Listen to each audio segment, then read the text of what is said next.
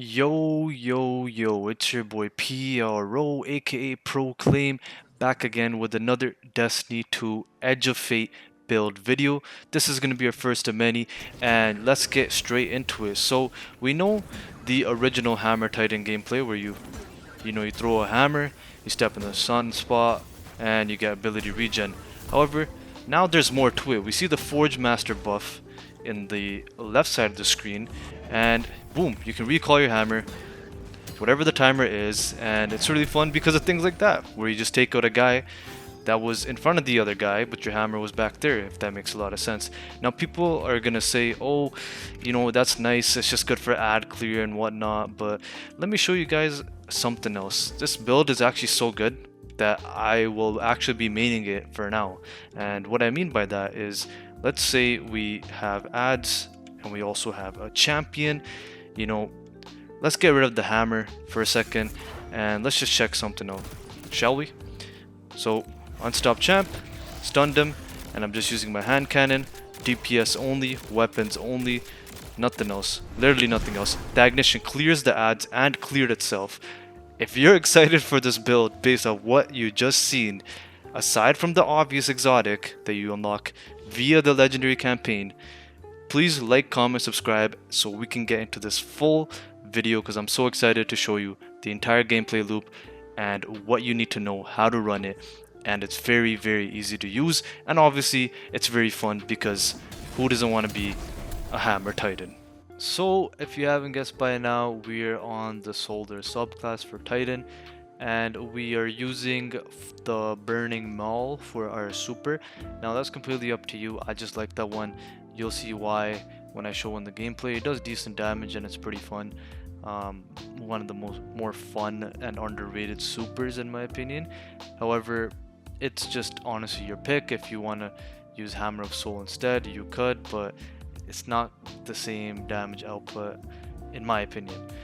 Now, what does this build come from? Well, you have to use the throwing hammer for the solar melee if you haven't guessed by now, and our grenade is a solar grenade. But how does this all really work? Well, we have the throwing hammer as our solar melee, and pairing that with the new exotic unlocked in the Edge of Fate legendary campaign, the Melas Panoplia. And I know these names are pretty hard to pronounce, so please pardon me if I am messing it up. What does this exotic do? Forge Master. Collecting a Firesprite or Rapid Solar Final Blows make you a Forge Master, allowing you to recall your throwing hammer. After impacting a target, recall your hammer at full intensity to perform a perfect recall. This causes an explosion to forge slag. Perfect recalls and collecting Firesprites extend your time as a Forge Master. So basically, it's very easy because we are using solar weapons already, which we'll talk about, and we are causing solar final blows in every way possible. So from just playing normally, you're gonna get Forge Master, and those fire sprites that drop on the ground once you go over it, it activates, and it can also be picked up when you recall your hammer to further extend the exotic ability. Now that we got the exotic out of the way, how does that become even better than you may already think? Well, it's thanks to a few weapons, and one of my favorite, man, is literally the Gape, and it's a funny one in terms of the name, but it's just so powerful, and it's a solar hand cannon. Now, this, I got rewind rounds, and I got the new perk, Burning Ambition. So rewind rounds basically makes it so the more hits I get, I don't have to reload, and then the Burning Ambition, dealing sustained damage more quickly scorches the target, dealing damage to a scorch target inflicts more scorch. So I'm kind of laughing right now because how is this so good? Well, it's already scorching from that perk, and then we can just make that scorch even better. And I'm gonna say scorch so many times in this video, but it's literally good enough to a point where it does insane amounts of damage even on bosses. And you can see right here where I use it, and the perk actually causes an ignition to kind of get this boss to its immune phase right here. 1, 2, 3, boom. See, it went immune because I scorched it right there. And What is that thanks to? Well, it's thanks to our aspects, first of all, where Soul Invictus as a first solar aspect, solar ability final blows, hammer of soul impacts, and defeating scorch targets create sunspots. Your abilities regenerate faster and your super drains more slowly while standing in a sunspot. Sunspots apply scorch and deal damage to targets inside. So scorch and ignition from there, and then our second aspect, roaring flames. Final blows with solar abilities or ignitions increase the damage of your solar abilities, stacks 3 times. So we're getting more scorch and more ignitions, which stuns everything in the game. Well, not everything, but like unstoppable champions and like a few other things. I know people are gonna come at me if I say, "Oh my God, I stunned every single thing in the game," but no, it mostly everything. And who doesn't love ignitions? Like solar ignitions are so fun to look at and happen, and it's just beautiful. You know, one of the most beautiful things in the game.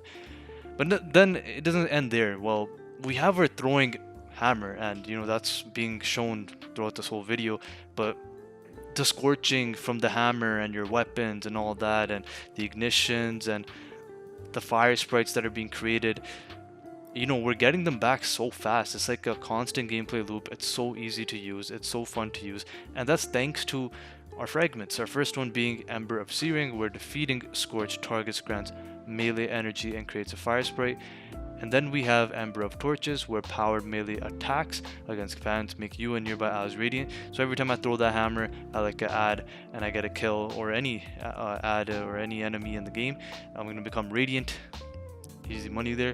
And then we have Ember of Mercy, where reviving an ally, you know, you gain restoration and everyone else does too, and picking up a fire sprite grants restoration. So that's where survivability comes into play, as we're just constantly on the move. We're going to be jumping into our sunspots and fire sprites and all that, and the fire sprites give us Forge Master, and Forge Master gives us that fun gameplay loop with the hammer, with the slammer and all that, right? So, and then our final fragment is Ember of Ashes, where we apply more scorch stacks to targets to make it even easier. And that, another thing I really want to talk about is our heavy weapon, which is the Parasite. And you guys are gonna see in this clip where I literally just one shot all of them after using the Gate Pan Cannon. Boom. So that's the reason why you want to use that as your heavy weapon. For your kinetic weapon, I used last Thursday because of something called Cauterized Darkness, which is a new artifact where stasis or strand debuff non-boss commands take increased solar damage from all sources. So you'll see me when I pop that shield, and then I get Slice, which is a strand debuff, and then I switch back to my solar weapons and they do increase damage. But it's completely up to you for the kinetic weapon for sure. And I want to show something on the screen right here that we're looking at, which is the 2-piece of the new seasonal armor, which basically allows you to do more kinetic damage. So you can do even more damage. I just haven't gotten the right pieces with the right stats yet, but this seasonal armor bonus 2-piece is worth looking at. Now we have some solar holster mods on our legs, which causes it so we don't ever have to reload. But in terms of our other armor mods, we're using the solar / strand dual siphon, where both of those weapons will give us orbs, and then we have hands-on harmonic siphons. And then we're also using melee kickstart, firepower, and fastball.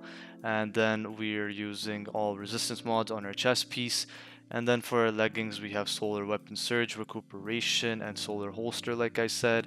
And then for our class item, we are using bomber, outreach, and class font, which is, I think, is a new one where you gain bonus to your class stat while you have any armor charge. Now, I know we talked about one artifact perk, but let's talk about the others that are actually useful. We have Fever and Chill, where rapid precision hits with solar weapons grant radiant, and that's just obviously such an easy way to get radiant because we're using solar weapons. And then we also have Flame, Fiber, and Freeze, which combines the solar strand and solar stasis siphon mods into one, which allowed us to pop that helmet mod that we were using.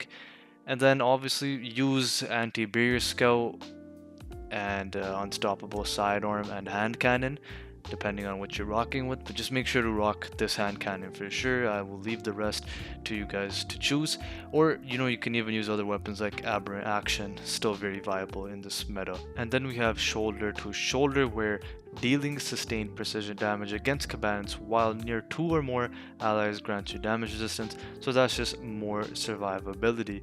And I haven't even unlocked the final column yet, but there are so many good options there. The biggest one to take is Radiant Shrapnel, where dealing sustained weapon damage while radiant or defeating a scorched combatant with a weapon causes the target to release solar projectiles that deal damage and scorch on impact, which would make our build even better than it already is. But yeah, the last thing to discuss is just the stat distribution. I would 100% recommend going definitely into melee for your hammer, and then followed up with your super weapon and grenade. No particular order, obviously the melee is the main focus, and then after that, weapon is probably really important right now, but we're still playing around with stats and experimenting, so we're not really sure what's the true stat meta. But as you would have guessed, melee, make sure to get that past 150, maybe even 200. Oh my god, the bonus on that is insane, because stats now go till 200, which you might want to consider doing. Anyways, that's the end of this video. I really want you guys to try this one out. I hope you enjoyed. If you have any questions, leave them in the comments. I appreciate all the support. It's free to like, it's free to subscribe, so if you could do that for me, I'd appreciate it so much. And more build videos are on the way. Take care and peace.